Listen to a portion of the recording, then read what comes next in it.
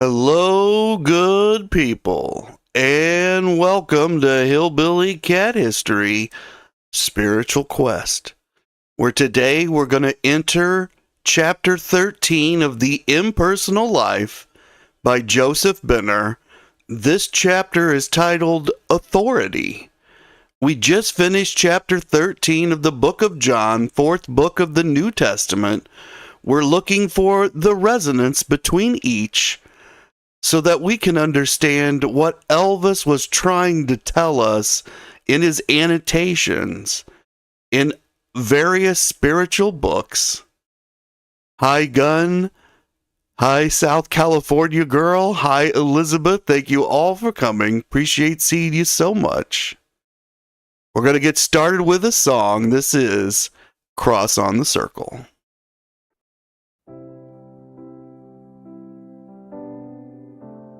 He saw the cross at dawn and said, "It's a good omen. Never dream again." At the break of dawn, through the window pane, he saw a cross in morning rain, white as grace, tall as prayer, calling him to build and share. Not a kingdom, not a throne, but a place of love alone, where laughter rides on horse's breath and peace outshines the fear of death. Come home to the circle and the sign, where the lake reflects the holy line. No one needs money, no one needs fame, just a handshake and a name. Come home where the cross stands tall. Come and share the love of all.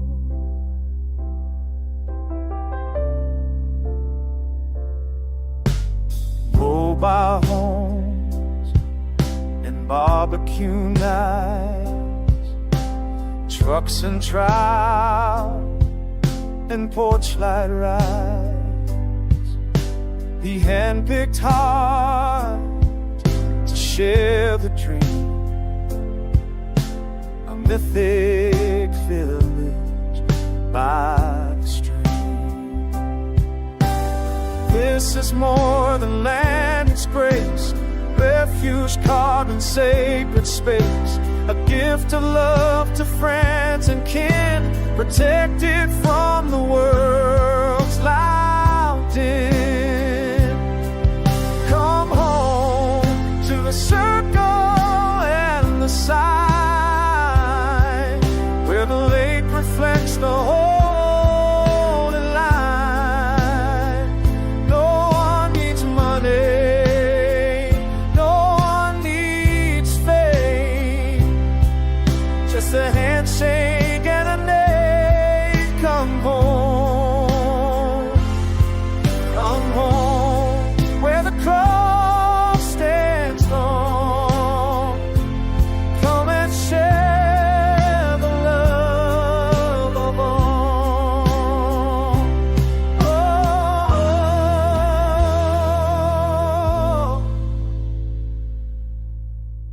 come and share the love of all.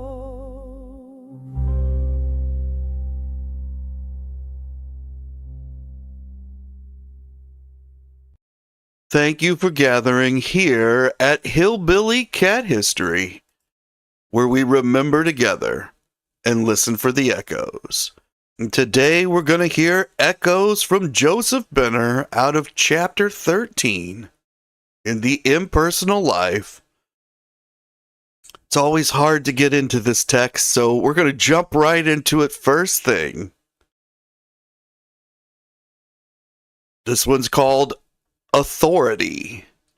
So in the last one, we learned about soulmates, and it wasn't exactly what we thought it was going to be. And today we're going to learn about authority, and my guess is it's going to not be exactly what we think it's going to be.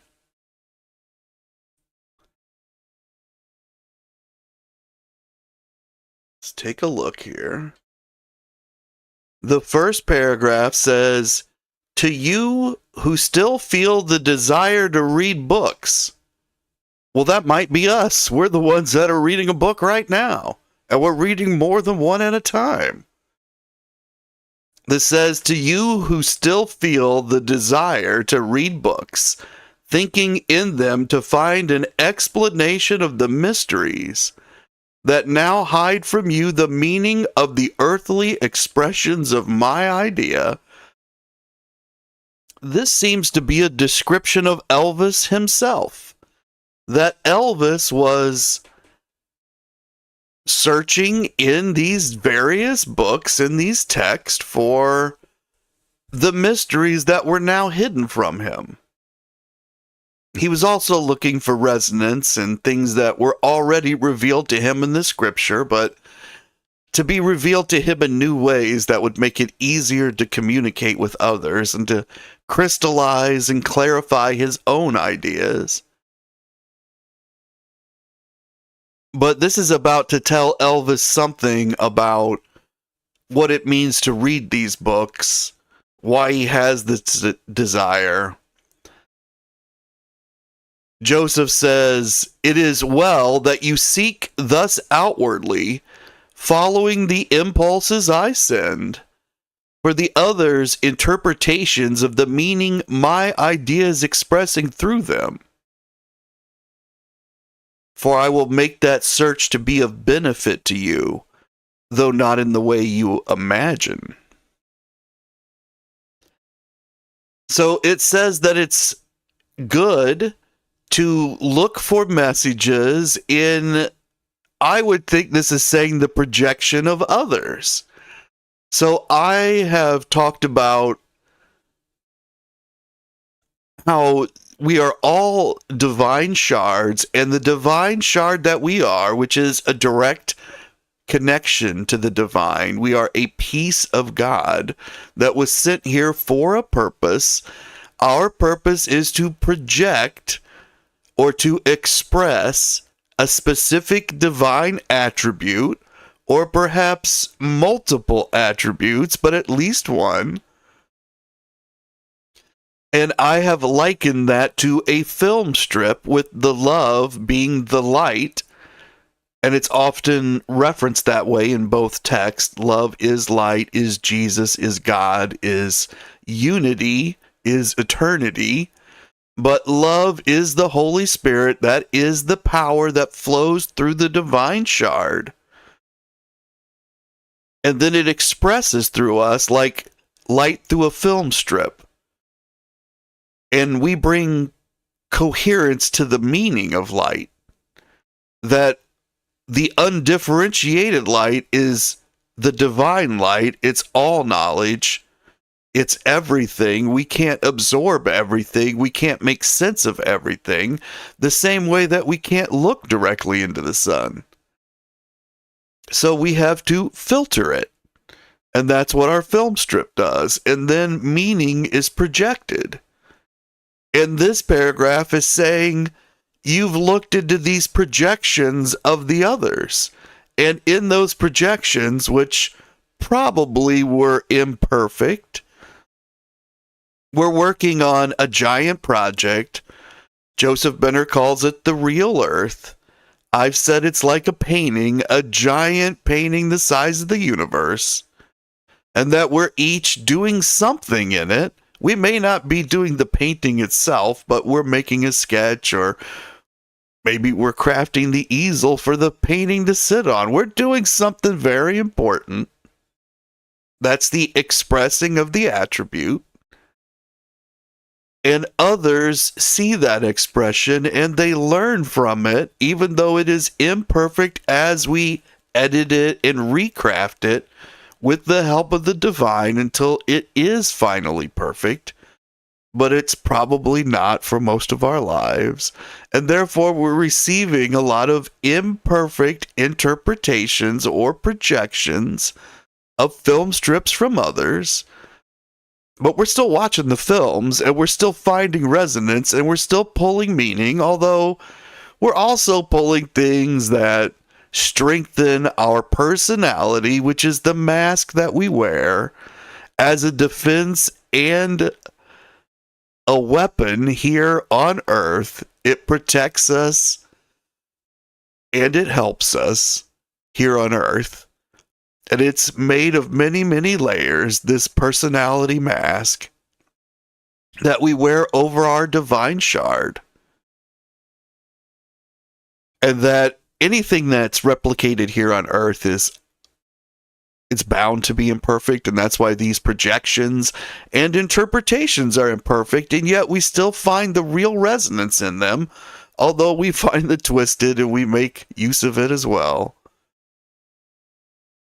But that's what's being warned about here. You're finding both of these things in these other reflections, and you are finding truth, and it is leading you to alignment, and it's brought you to this moment.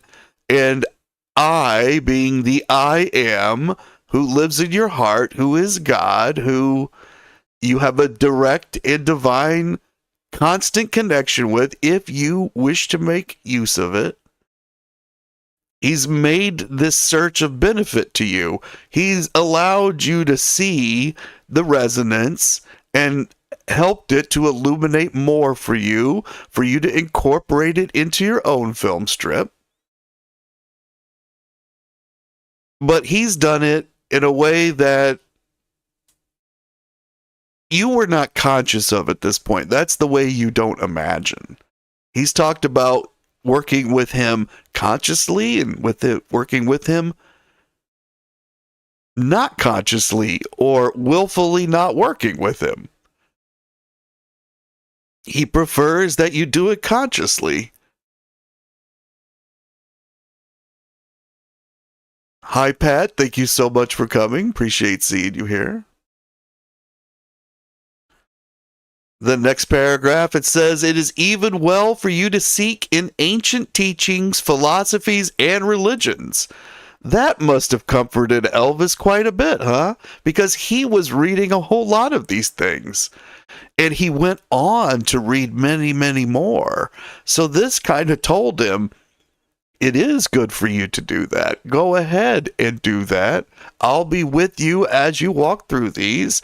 But remember to remain aligned or to return to alignment, to test everything here in alignment, not to blindly accept what's stated in these other texts.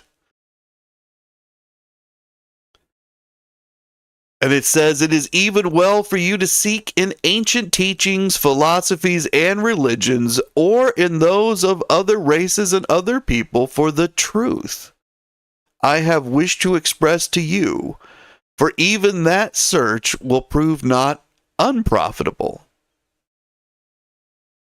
So it says it's good to do it, that there will be things of profit from it. However, it's probably not the greatest use of time, because it's not, I would say this is a half-hearted endorsement of this particular method, yet this is the method that Elvis is using. Now, it could be we'll end up circling around and we'll spiral through this text, and somewhere else we'll find where it says it's very profitable to do this. But at this moment, in this chapter about authority, I think it's setting up that these other texts are not authority, and you should not look to them for religious or spiritual authority. You should look to them for resonance and the words that you need to craft the message that is your projection of the attribute which you have been sent to express. And that there's an acknowledgement on your part when you read these other people that they are expressing their attribute, and that is not necessarily your path, although you should understand the attribute. And in this passage it says, "But the time will come when you will realize that the thoughts of other minds and the teachings of other religions, no matter how true and beautiful, are not what I intended for you." Now that's interesting because it's also saying they are what I intended for not you, for others, for divine shards that aren't your divine shard. There is a purpose to these other religions and teachings, the thoughts of these other minds, that there is truth and beauty in them, but they're not for you, they're not your path. It's another way to say there are many paths to the sheepfold, but ultimately there will be only one funnel that leads in, and you've all got to get past the discernment of the porter.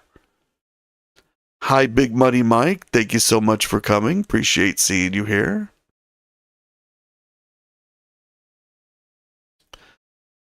And it says, "For I have reserved for you thoughts and teaching which are yours, and yours only." And so it brings individuality into the text. And yet we are all one. We are all part of unity. We are a divine shard. We are a piece of God. But the I am in this part through Joseph Benner is saying there's still individuality. It's here on earth. It's part of the requirement for the mission. That's why I have pieces of myself that are for you only. These are the attribute or the attributes that you are to express, and which you therefore must fully understand. That you are the lived example of these attributes.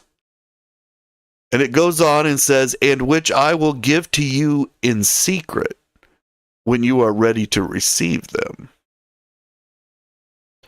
In secret's interesting. It seems to be indicating this will be done in your heart where no one else will be, in your private communion with the I am, that when this is given to you, no one else will have knowledge that your purpose has been revealed to you. And therefore it is up to you to determine how that will be revealed through your projection into the world. This is also, I believe, a statement of free will. The knowledge will be given to you, but it is your free will that will determine how the attribute is expressed.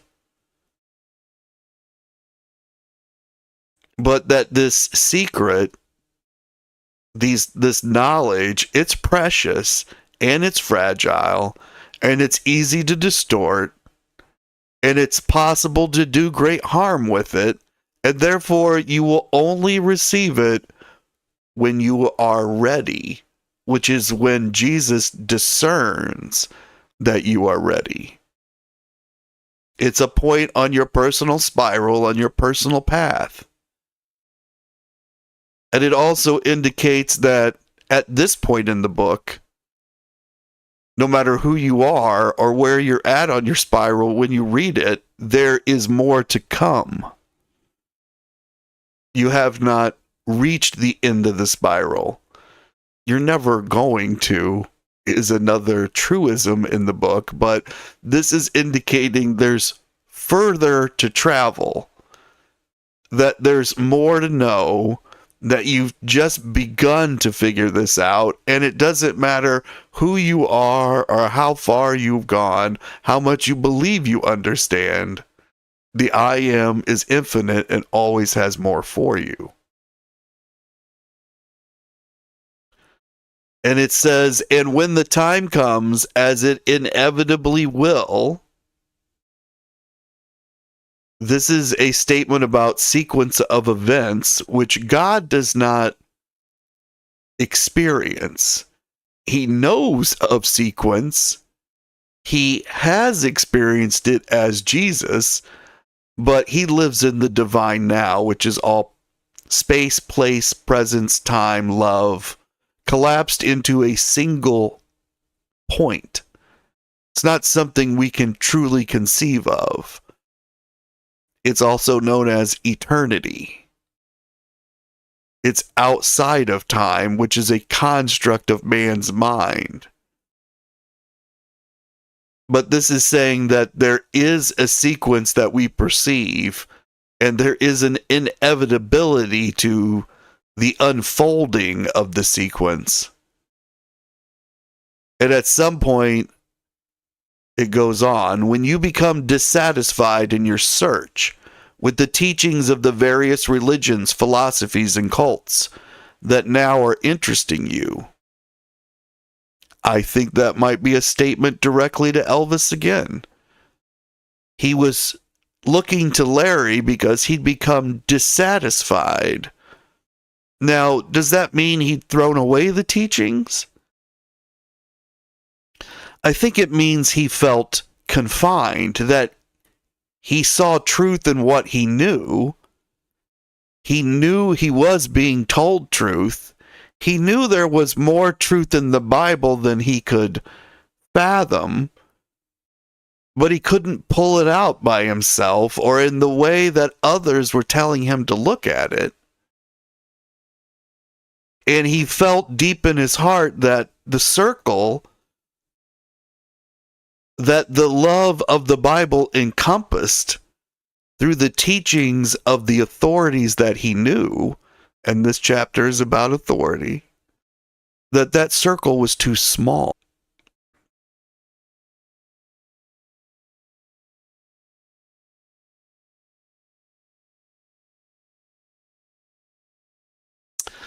Hi, everybody. It appears I have been disconnected again. We've got a new kind of bug that's popped up over here.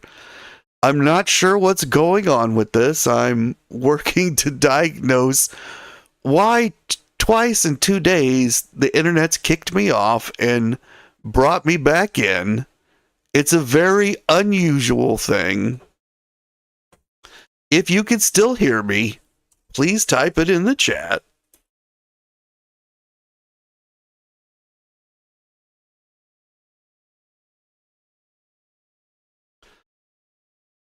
Once I get somebody that has responded, then I'll move forward and we can all keep going together. But I did just get a bunch of messages that I'd been disconnected.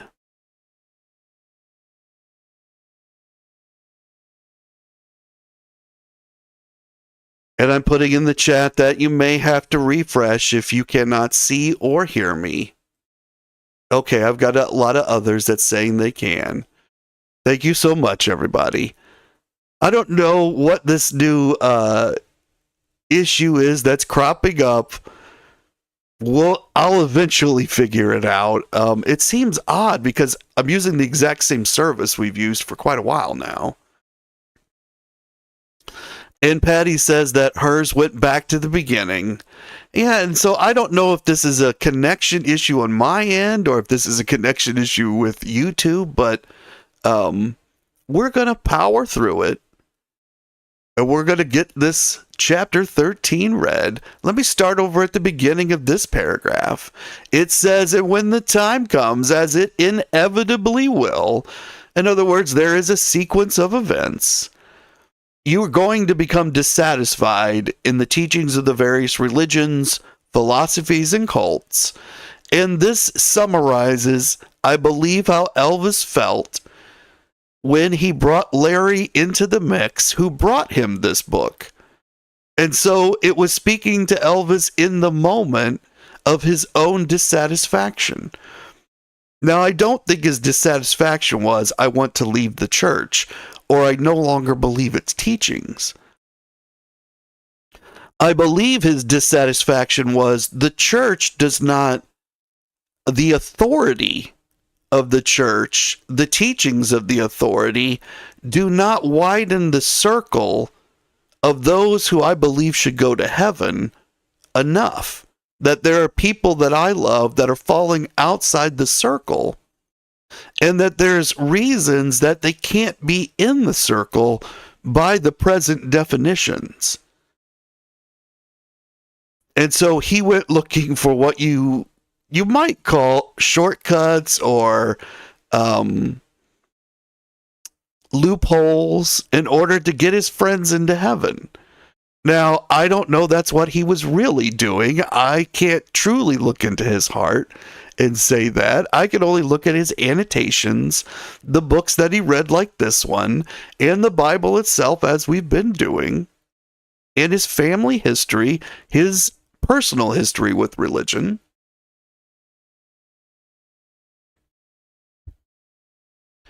But it appears that's what Joseph Benner was trying to do as well. Either Joseph was trying to... Well, he was doing two things. He was talking to people who already were deeply Christian. And he's trying to give them ways to live with themselves and the inner life and struggles that they have. And their position in life, the options that were available to them were far different than what we have.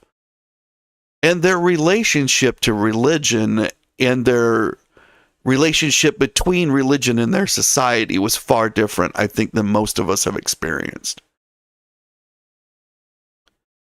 And that's kind of the world that Elvis was growing up into, was they were moving from that into what something more like we know today. And that the teachings themselves, the sects, they were becoming more universal. And I think most sects today would agree that all Christians are going to go to heaven, not just their sect. So the circle has widened to that extent. So Elvis was ahead of the curve, and so was Joseph Benner on those points, at least to how people see things today. Now, that doesn't mean that what Joseph Benner thought was correct, or that what Elvis saw in it was correct, or that what any of the single sects teach is correct. It just means that people see these very confusing and complex texts in different ways. And that, the second thing I think Joseph Benner might have been trying to do, which was the same as Elvis, was to widen not perhaps the circle, but the circle of the lasso, which could encircle others and bring them into the circle. In other words, they could light paths directly to the circle. So that's also possible, that they were like shepherds going out to find the lost sheep and to bring them to the circles that they already believed in, and were not trying to widen them. I think both of those could be read into the actions that these guys have taken. I do think that Elvis was trying to emulate Joseph Benner in some way. But it says here that you grow discouraged at finding yourself no nearer the attainment of the power and spiritual growth, so authoritatively described and supposedly possessed by the writers of the books. I think this speaks to Elvis too. He had read a few books probably, and we don't know which books those are, at least I don't at this moment, other than The Prophet. And he felt like they were telling him certain instructions, and he followed them, but he didn't get the results that he felt they had promised. And that was probably at odds with things like his karate. He followed the instructions of his teachers and the books that they gave him in karate, and he achieved noticeable, measurable results. And not just in his physicality, but in his mental abilities, in his ability to meditate, his ability to be still. These are skills he wasn't really good at before karate. And karate gave him a path to those. And I believe he felt like the karate books were telling me the truth, and I followed them, and I achieved what they said you could achieve. And now I'm doing the same with these spiritual books, but when I followed them, I don't feel inside the way they tell me I'm supposed to. And it's ultimately not solving whatever issue he was searching to solve in the first place. This text goes on and says, the teachers of the philosophies and the promulgators of the religions. Then I will show you that while all these books, teachings, and religions were originally inspired by me, now that's important. They were inspired by God, all of the books, teachings, and religions, and have done and are still doing their part in quickening the hearts of many. I think that's language that would have spoken to Elvis, quickening the hearts of many. That's what his songs and his performances did. They quickened the hearts and minds.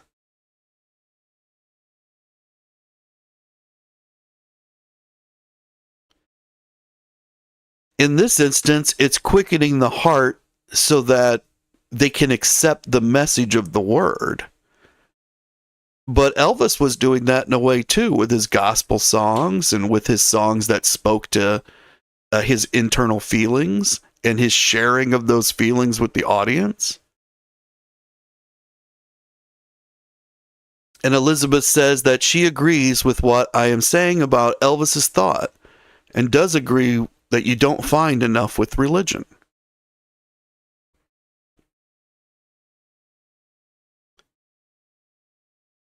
And this says in the text,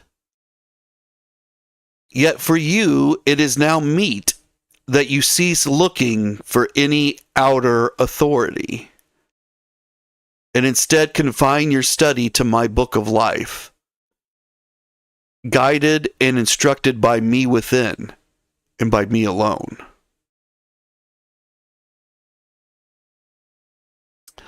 So here it says that outer authority, external authority, is not authority. That you've mistaken what authority is, that it was useful to bring you to this point, that authority is needed in, I guess it's the secular world, although they would think of themselves as the spiritual world. But the secular world is truly all that is outside of yourself, because inside is your divine shard, and that's where God is. That's where God interacts with you, where he speaks with you, where you have a relationship together. That all is God and unity and love, but the communication, the pathway, the conduit is inside the divine shard. And it's through the shard that God is sending his love to you.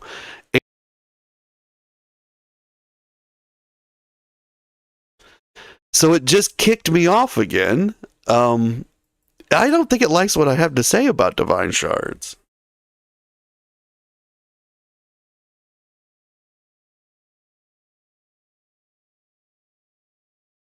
So it just kicked me off again. If anybody's able to see me, go ahead and let me know. Pamela says I froze for a second, so I'm back.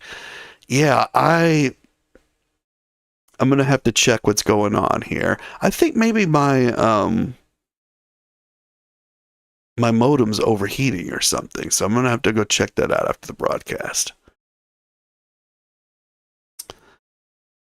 So let's move on with this part of the paragraph. It says, yet for you it is now meet, and meet means that it's okay, that it's right, that this is what you should do.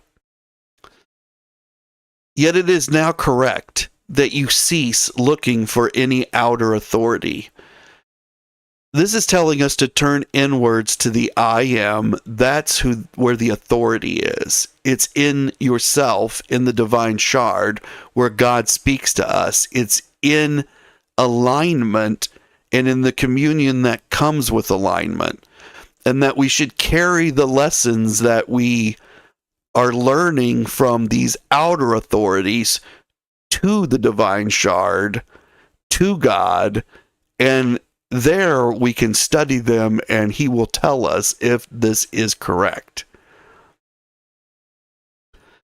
It's even going a step farther and says, instead, confine your study to my book of life, guided and instructed by me within and by me alone. Now, what does it mean by the book of life?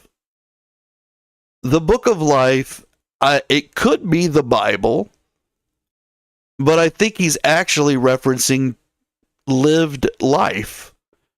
That he's sending the word to you in many, many ways, and that those ways are now what's bringing you the word, because you're able to see it in all of these various formats. And then it says, guided and instructed by me within, by me alone. So this is in yourself, in the internal communication, in the meditation. Now, some might say he's trying to turn you from the Bible or Scripture. I would say that the Bible or Scripture is part of the meditation, part of the being still, part of the guidance and instruction from within. It is a ritual object with truth written in it, which we can hold in our hands like a rosary, or like other ritual objects which bring us into communion. They help us be still, and they help illuminate the truth. The Bible very specifically, because you'll be able to find passages within it that reflect the truth of what you are being told in the divine shard. It all depends on how you personally commune, how you enter this state. And I think there's more than one way to be in the state.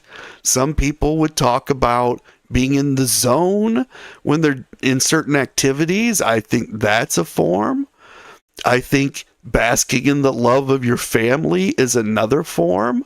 It's not exactly the same. It's not exactly the same stillness, but it's a reflection of unity and eternity.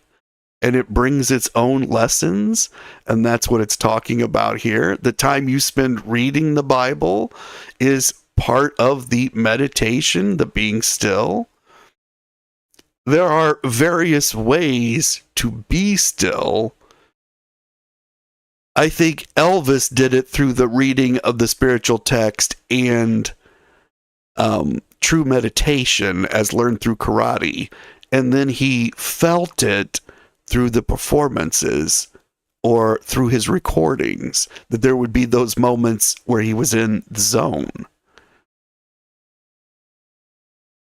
And Elizabeth says that she definitely believes there is more than one way, and that we all have our own individual ways, and that she's finding the truth and believing that we are all separate because we are all different and we find our ways.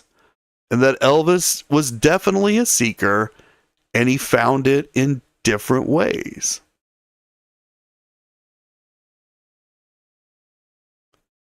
This text goes on and it says, and if you earnestly, which is sincerely, we've talked about that before, if you earnestly and truly do this, you will find that I have chosen you to be the high priest of a religion, the glory and grandeur of which will be to all others to all others that had been pictured to your former understanding. Let's go back to the beginning of this part. He's into a very long run-on sentence here. If you earnestly and truly do this. So I think he's saying if you earnestly and truly confine yourself to a study of his book of life, you will find that you are now the high priest of a religion. So I think he's saying that you will be granted the knowledge that is equal. You'll be granted wisdom that is equal to those that you feel in the past that you felt were learned, those who you've seen to be in authority, you will now be their equal in spiritual thought. The glory and grandeur of which will be to all others that have been pictured to your former understanding. I think that's the equality that I was just talking about. You will be equal to them in spiritual standing. As the light of the sun is to the twinkle of the far distant star. And this is a statement about proximity of the knowledge to yourself. That the knowledge and the understanding that you will have will seem very, very bright to you because they're coming from you or right into you. And the others, their knowledge is theirs, and therefore it's distant. And they've always been trying to send it to you, but it's always been like looking at a far distant star. And suddenly you yourself are blazing with the light. Now, that doesn't mean that their star is any dimmer or that it is dimmer than yours. It's just very far away. And it's always been far away. And yet, now your light has been ignited. Somewhat like when Elvis uses his lantern of faith to reignite or strengthen or to unshutter the flames of other people's faith. And this says, you will likewise realize that the ancient religions were given to my people of long ages past, and that the religions of other races are for my peoples of those races, and that none of these are for you. This is a statement about the infinity or infinite ways. You know, Elvis wrote that, infinite ways. He wrote that several times. This is a statement about infinite ways of the divine, that there's more than we can understand going on in the earth, and that when we see resonance, truth in other forms, even though we don't understand why they're coming in that form, that we can trust that God sent it in that form. And it says, even though I brought them to you and pointed out many wondrous things in them that inspired you to a more determined search for me within their teachings. So this is the resonance that you found in the teachings. This would speak very strongly to Elvis. He found that resonance in the prophet. We've looked at it ourselves. We've looked at his annotations, which connect back to this book, The Impersonal Life. So he was definitely inspired by the prophet, and he found many wondrous things there, and he tried to point them out to others.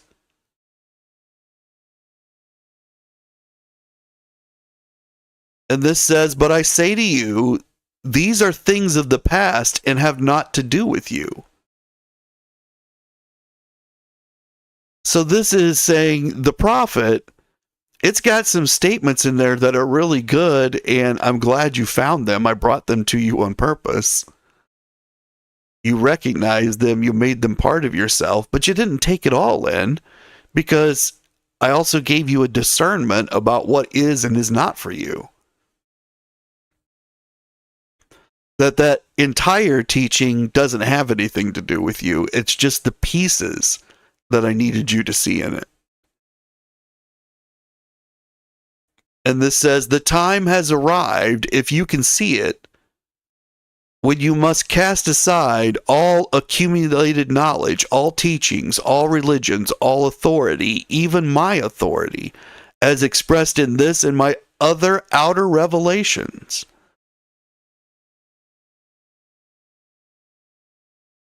This would have been very difficult for Elvis. He spent a lot of time accumulating all this knowledge, all these teachings, all the religions, all the authority. He's finally found authority he likes in this book. And now he's being told, you're going to have to batch it all together and throw it out. You're going to have to turn inside and trust me in your heart.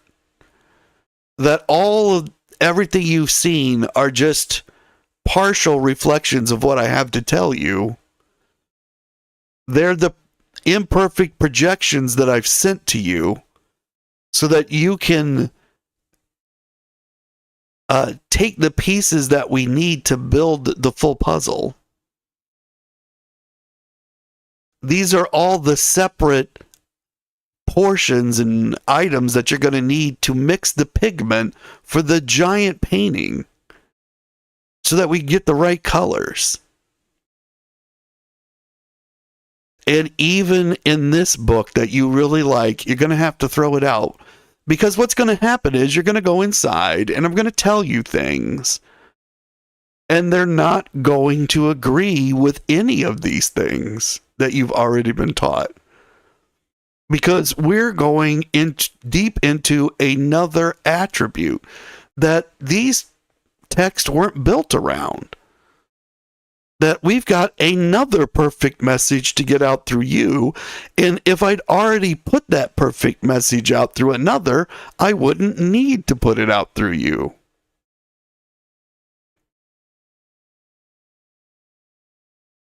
And Gunn says, isn't he changing his mind here? Not look in other books anymore and forget everything is what Joseph says. No, Joseph says to forget what he says too. He says to go inside and listen only to the I am in your heart. This is not something we would probably have expected to see in the text. Now, you are correct. We might have expected to see, don't listen to anybody else. That's a lesson or a message we get a lot from a lot of places.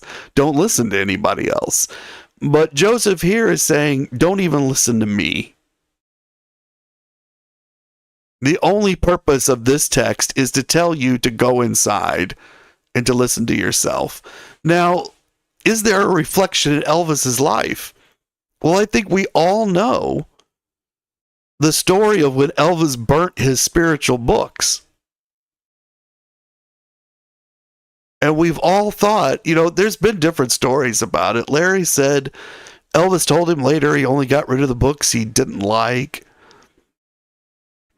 And we speculated maybe he felt a responsibility not to let those books move forward.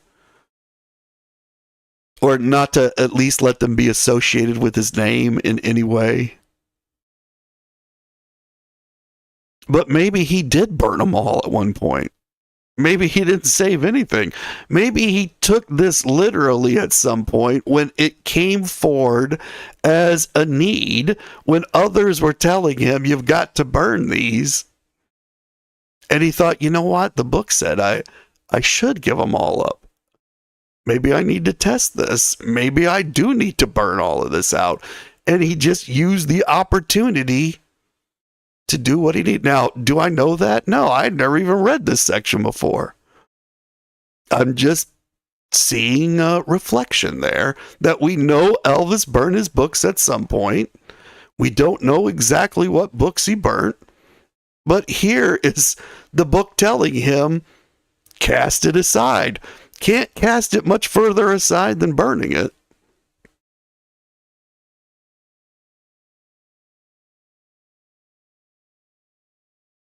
And Elizabeth says that churches and religions do the same thing. They judge, and they say their way is the only way, and God is the only one who should judge. And Pat says it's very confusing. And Gunn says that she guesses Elvis was confused over this. Since he ended up getting a whole bunch more spiritual books, if that was what he was doing when he burned the books, I would say he was confused. But even if we set the burning aside, I'm sure he was absolutely confused. I mean, it's confusing to us. We spent all this time reading through 13 chapters of this book now, and it's telling us in chapter 13, maybe you just shouldn't listen to what I have to say. And then Pat says it's very confusing, and that is the signpost that we have entered another spiral. This is one of those ideas that you have to spiral your way around. Now, we saw in the text from chapter 13 of the book of John that when Jesus introduced a new idea, the idea that he wasn't going to be around much longer, that Peter immediately began to spiral and said, no, that can't be true. You've got this mistaken. I don't understand what you're saying, that I will come with you. I will stop what is happening so that this does not happen. That he tried every form of resistance available, which means he was spiraling around what Jesus was saying, and he was not accepting it. And this book has modeled that many times, and it says that is the spiritual journey, and that is what you're supposed to do, and that's why Jesus showed us Peter, why he used Peter as an example, so that we understand that even the rock spiraled when he could not understand the message. And that even with a wide open conduit and perfect alignment, we can easily be knocked out of alignment and our conduit closed by ourselves. And Gunn says, forget all the past readings is not such a good message, doesn't it? You understand your future better by knowing your past. Well, exactly. That's what we've always felt. As a person who studies history himself, obviously I feel that way. So this is one of these passages. Now, this is not one that's in a direct and brutal language like we saw in the Soulmate chapter, but it packs just as much punch. Because he's even set aside his own authority as the author of the book, or even as the I am speaking through the book. And Elizabeth says, I think he is saying that we need to look into all sources to find ourselves and what we believe. He's saying that. But he's also saying, bring all those sources inside. He says, you've been looking at them outside. You've been looking at them as outer revelations. Bring it inside and let's make it an inner revelation. It says, my presence within, to the fact that all authority, teachings, and religions coming from any outer source, no matter how lofty or sacred, can no longer have any influence with you. Only as they become a means of turning you within to me, for my final authority on all questions of whatsoever nature. So there it tells us, take it all inside. Bring it all to me. You found the truth in the resonance. Now bring it to me and let's dissect it together and determine which pieces you need to incorporate in order to broadcast the message I want you to broadcast, so that we can paint this giant painting together.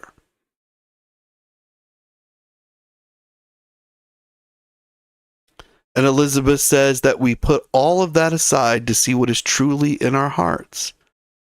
Yes, and all of that includes your personality and the layers of your personality and everything that is secular in any way. It's a bearing of your naked self to the divine in your communion inside, so that he can see all of your greatest joys, your greatest fears, everything that is you, which he can already see. The bearing is for us. It's so that we can clearly expose ourselves to him and know that we don't have these barriers in the way. And Mark says maybe he is saying to rely less on what has been read, rather look to the indwelling light. He is absolutely saying that. He is saying that let the I am in your divine shard be your arbitrator. That truth will be known by the shard through your communion with the I am. That when you have these questions, when you doubt, always face the I am, always face Jesus, and that is alignment. Clarity is not promised. Alignment and presence is promised, and clarity can be achieved through alignment and presence. But that's where we've got to end it for today, because we've hit the end of the hour again. So I'm going to send us out of here on a song. And this song is going to be Frustration and Heartache, because it's frustrating and you get some heartache when you read through Joseph Benner's The Impersonal Life. Thank you all so much for coming today. I appreciate each and every one of you and for sticking with me through the technical problems. You all keep on taking care of business.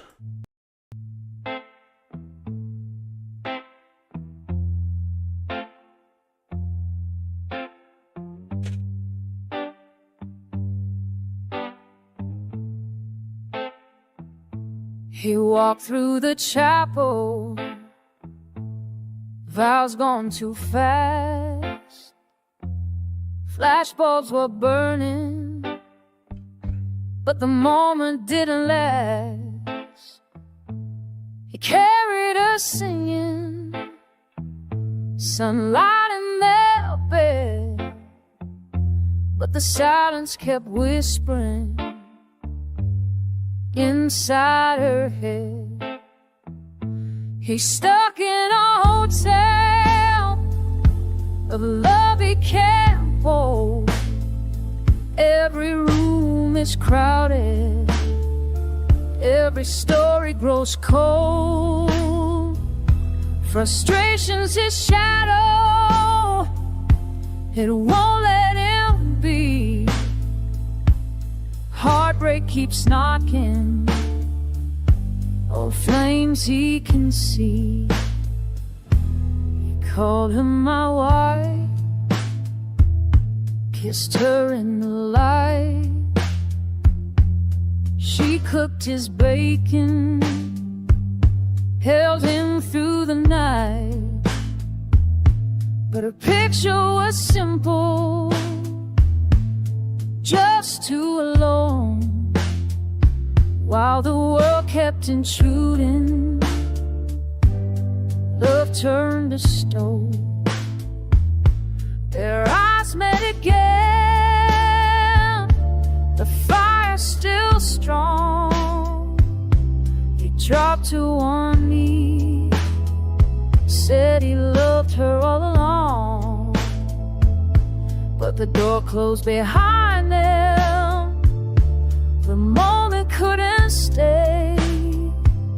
She felt the heat fading as he walked away on the speedway. He said she fell in too deep. He kissed her softly, a secret she keep. I'm sorry, he whispered, then he let her go. Now she treasures the memory more than you'll know. He's stuck in a hotel of love he can't hold. Every room is haunted, every story grows cold. Frustration and heartache, they echo through time. 3 town singer, lost in the rhyme. If love's a hotel, he's trapped in the hall. Doors keep on closing, he can't find home at all.